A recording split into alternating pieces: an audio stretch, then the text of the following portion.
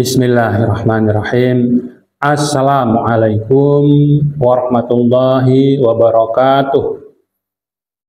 Ikhwan fillah yang berkemajuan, insya Allah pada kesempatan kali ini saya akan membahas perihal yang baru saja kemarin Gubernur DKI Jakarta Pramono Anung mengeluarkan suatu pernyataan yang sangat mengejutkan, khususnya mengejutkan bagi umat Islam.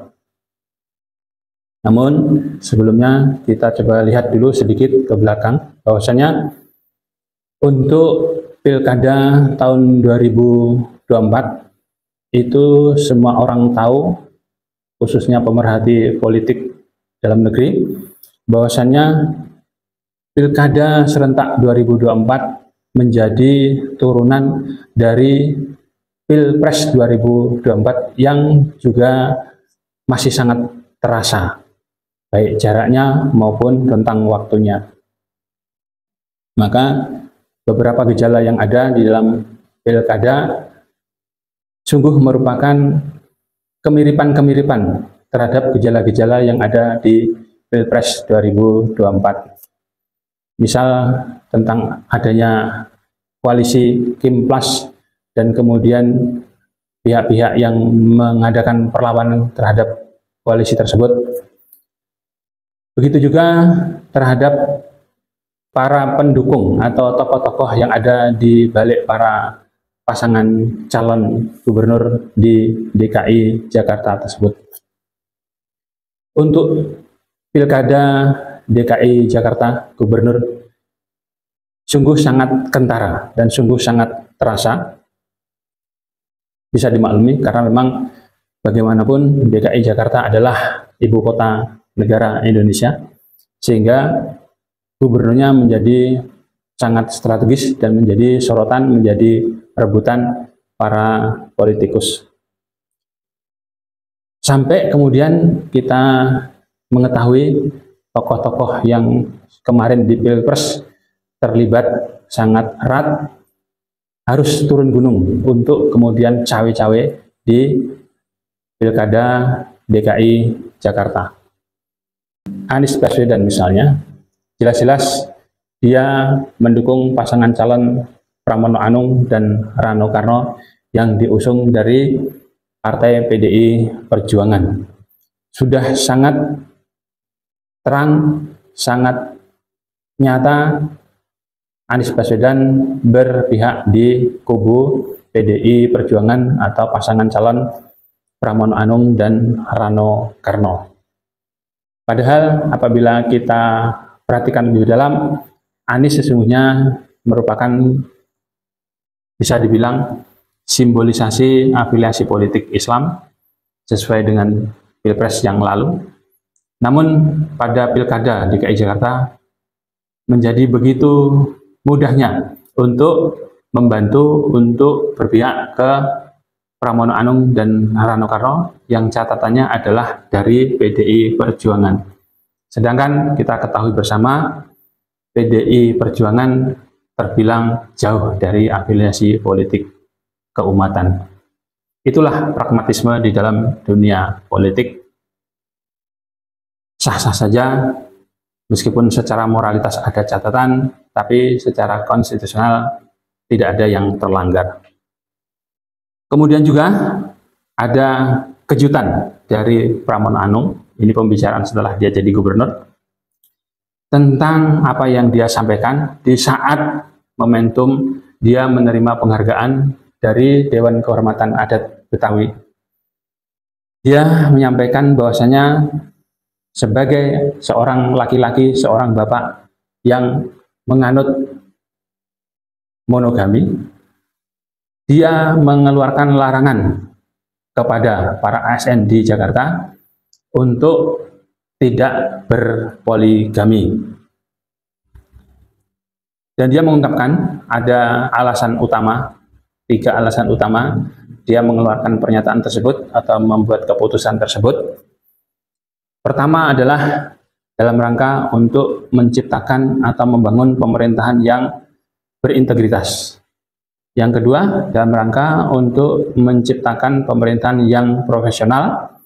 Dan yang ketiga, dalam rangka untuk menciptakan keadilan gender.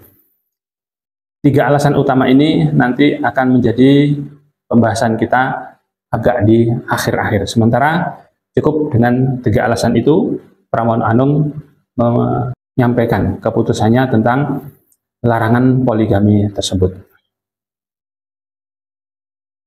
Menjadi sangat sensitif karena sesungguhnya poligami adalah di dalam syariat Islam adalah didukung dengan nas yang sangat jelas, qat'i, di dalam Al-Quran surat An-Nisa ayat 3 atau di ayat 129, sementara di surat yang lain juga dijelaskan yang terkait dengan syariat poligami tersebut di dalam Islam. Artinya semua atau jumhur ulama nyaris tidak ada perbedaan, tidak ada perselisihan di dalam masalah syariat poligami tersebut.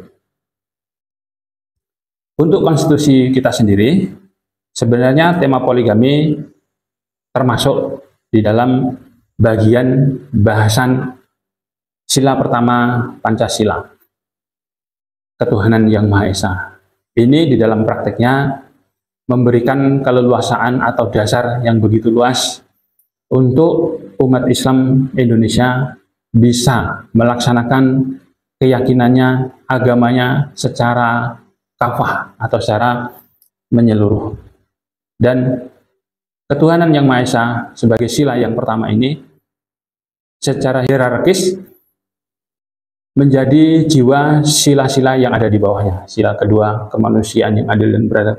Sila ketiga, persatuan Indonesia. Keempat dan kelima. Jadi artinya tidak boleh sila kedua, ketiga, keempat, dan kelima bertentangan dengan sila ketuhanan yang Maha Esa. Itulah yang diyakini oleh bangsa Indonesia. Dan konsep poligami dalam Islam sendiri idealnya mempunyai kebaikan yang luas, mempunyai kebaikan yang lengkap untuk kebaikan lahir dan batin, untuk kebaikan sosial dan individual, untuk kebaikan jasmani dan rohani, meskipun dengan catatan-catatan sekiranya laki-laki mampu melakukannya dengan adil, dengan bisa memberi kecukupan kepada istri yang lebih dari satu. Dengan demikian rumah tangganya pun lebih dari satu. Dengan demikian daya dukung yang lain-lain yang dipunyai oleh istri juga berbeda dengan yang andai kata istrinya hanya satu. Dalam Islam, poligami bukan kewajiban, tapi dibolehkan.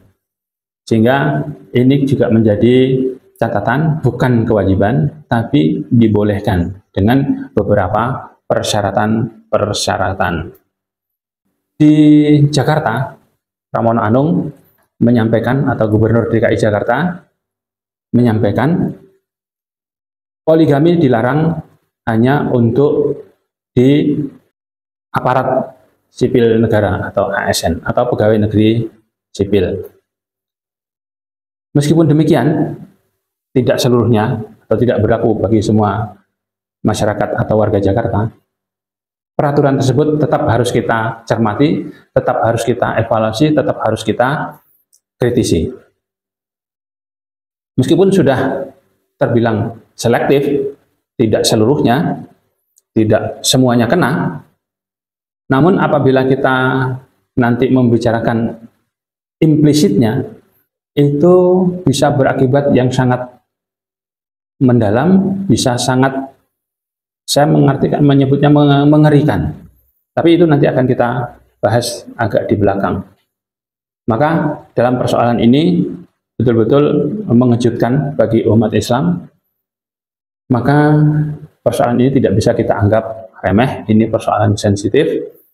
Sementara kita tahu bahwasanya Pramono Anung, begitu juga Rano Karno, termasuk orang yang figur yang awam dalam persoalan agama Islam yang kemudian lebih mendalam. Kita ketahui bersama, Pramono Anung adalah kader tulen Partai PDI Perjuangan. Begitu juga wakilnya, Rano Karno adalah kader PDI Perjuangan tulen. Semuanya menduduki posisi penting di partainya. Kemudian juga secara politis, untuk Pramono Anung sudah malang melintang di pemerintahan ketika masa Jokowi. Begitu juga Rano Karno yang sudah malang melintang di wakil gubernur di Banten. Sementara kita juga perlu cermat menganalisis apa, siapa, dan bagaimana itu Partai PDI Perjuangan. Karena kita juga tahu bersama bahwasanya Partai PDI Perjuangan itu sangat dikenal oleh umat Islam karena sikapnya yang paling depan di dalam menolak undang-undang syariat. Misalnya menolak undang-undang anti pornografi, undang-undang perbankan syariah, undang-undang pendidikan Islam, dan beberapa lagi di antaranya. Itu yang mengombandoi adalah Partai PDI Perjuangan. Lebih dalam lagi, dahulu pernah ada kasus di Jakarta, juga gubernurnya tahun 2014 sampai 2017 ya, kalau salah.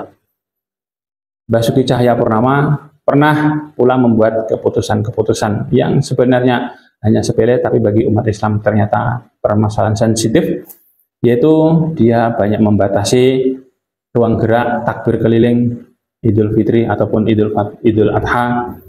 Dia juga membatasi penyembelihan hewan kurban sehingga dirasakan oleh umat Islam itu menjadi sangat merepotkan, tidak seperti biasanya. Maka hal yang seperti itu mesti kita waspadai. Kita ketahui bersama Basuki Cahayapurnama adalah juga kader dari Partai PDI Perjuangan.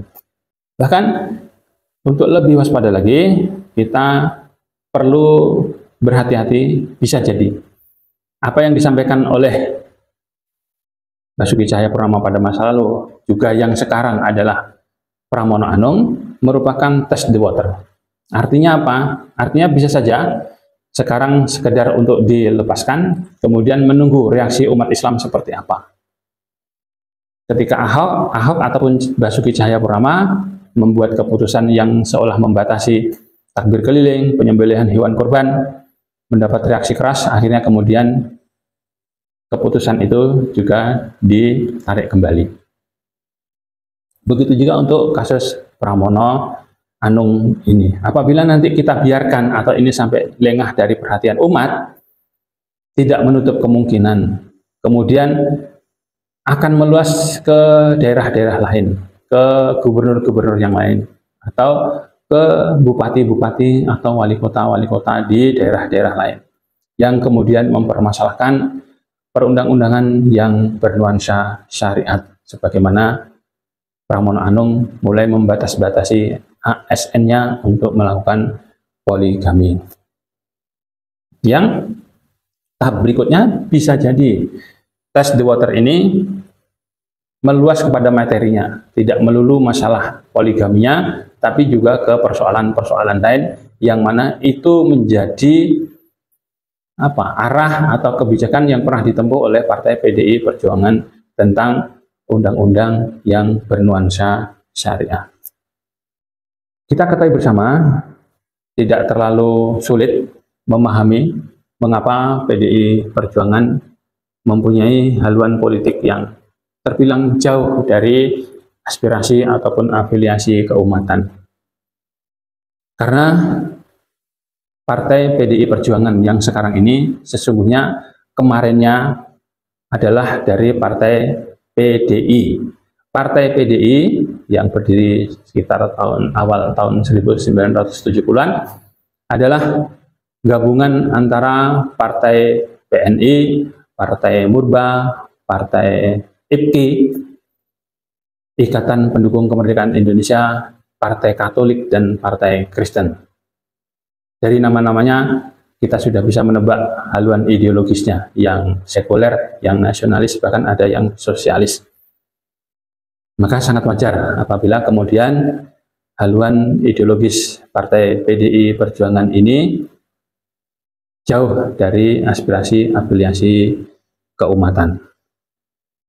Partai PDI Perjuangan lahir setelah Orde Baru tidak merestui kepemimpinan Megawati, dan kemudian warga PDI yang kebanyakan sudah menginginkan Megawati turun atau terah Soekarno menjadi pemimpin, melakukan perjuangan sedemikian rupa, maka lahirlah Partai PDI Perjuangan.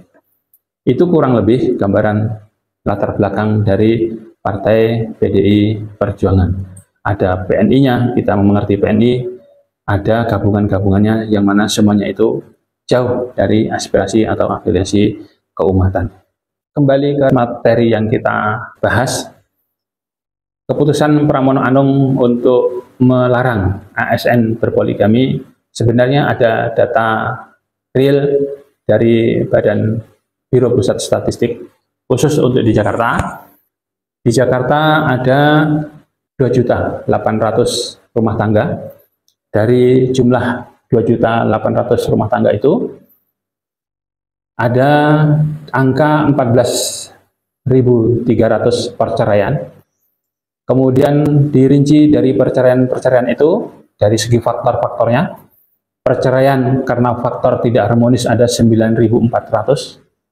Apabila diperbandingkan dengan angka perceraian itu, maka perceraian karena faktor tidak harmonis terbilang 66%. Kemudian ada cerai faktor cacat fisik yang terendah itu 4 kasus.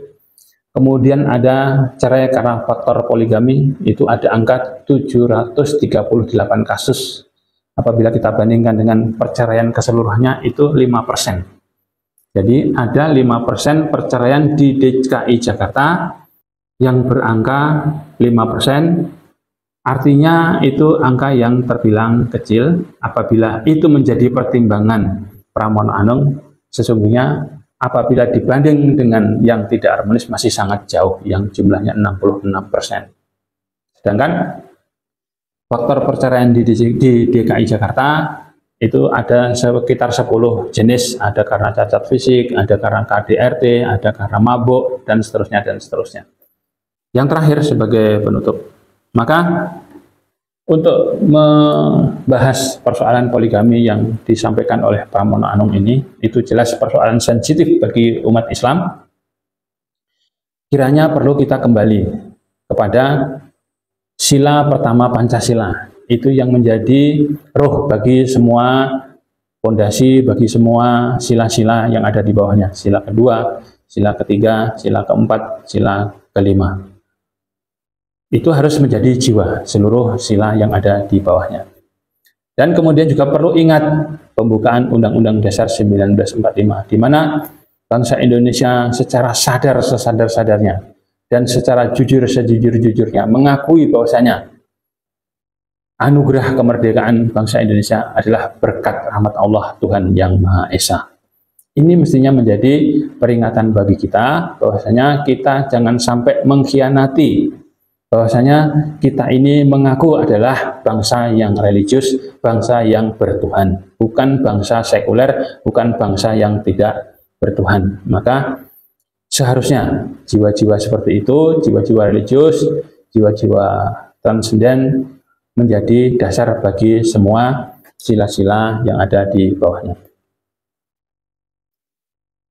Untuk yang lebih menukik lagi, kita perlu ingat Undang-Undang Dasar 1945 Pasal 29 yang menjadi agak teknis tentang tekad kita untuk mengejawantahkan nilai-nilai keagamaan kita sebagai bangsa yang religius untuk mewujudkannya secara real, secara nyata, secara utuh di dalam kehidupan sehari-hari berbangsa, bermasyarakat, bernegara, maupun berumah tangga.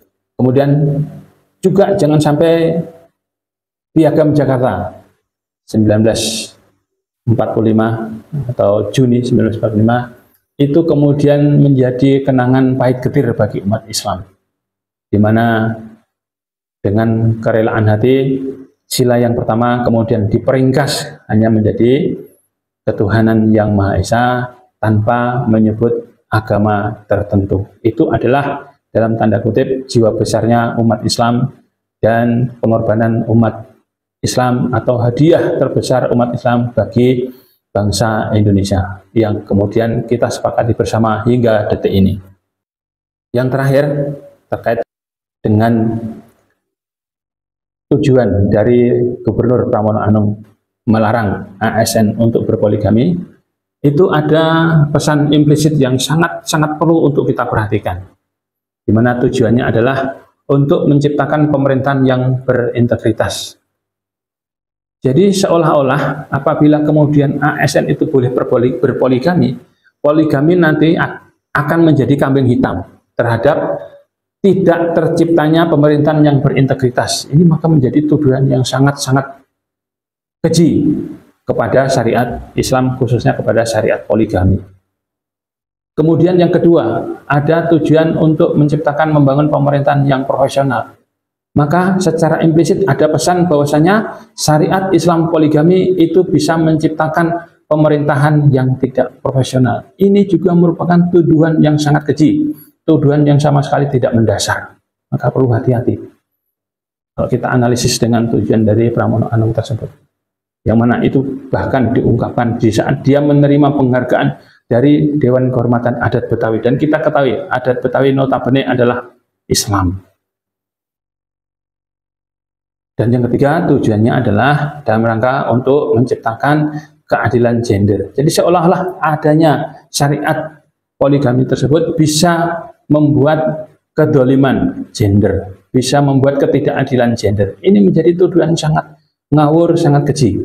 Maka perlu untuk kita tentang, perlu untuk kita lawan dengan cara yang konstitusional, dengan cara yang ilmiah, dengan cara yang bertanggung jawab dan terukur.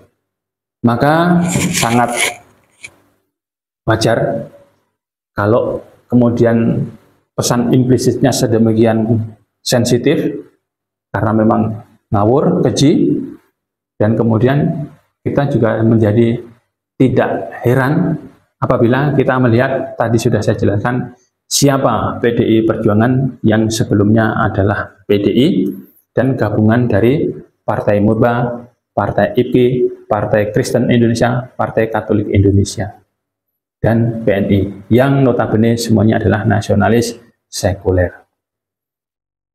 Dengan demikian, kita mesti betul-betul memperhatikan gerak dari pernyataan Pramono Anung ini. Kita bisa dikatakan sulit berharap dengan generasi-generasi, ya generasi Z atau generasi milenial. Kemungkinan mereka juga sudah tidak kenal apa itu Piagam Jakarta, mereka juga sudah tidak peduli dengan apa itu syariat poligami dan syariat-syariat yang lain. Secara mendalam, haluan politis, haluan ideologis Partai PDI Perjuangan, mereka mungkin juga sudah tidak peduli. Di mana itu bisa kita lihat betapa banyak juga tokoh-tokoh Muslim yang kemudian nyemplung ke Partai PDI Perjuangan. Ada tokoh-tokoh muda dari ormas-ormas Islam juga nyemplung ke sana tanpa beban. Ini maka menjadi perhatian kita bersama, menjadi keprihatinan kita bersama untuk kemudian kita lebih berhati-hati melihat gerak-gerik partai-partai politik yang jelas-jelas jauh dari aspirasi ataupun afiliasi keumatan. Demikian yang bisa saya sampaikan, mudah-mudahan bermanfaat dan menyadarkan umat Islam agar tetap waspada, agar tetap teliti keluarnya pada gerakan-gerakan yang sekiranya nanti menjauh dari kepentingan ataupun aspirasi keumatan. Demikian, wassalamualaikum warahmatullahi wabarakatuh. Salam berkemajuan, mencerdaskan, mencerahkan.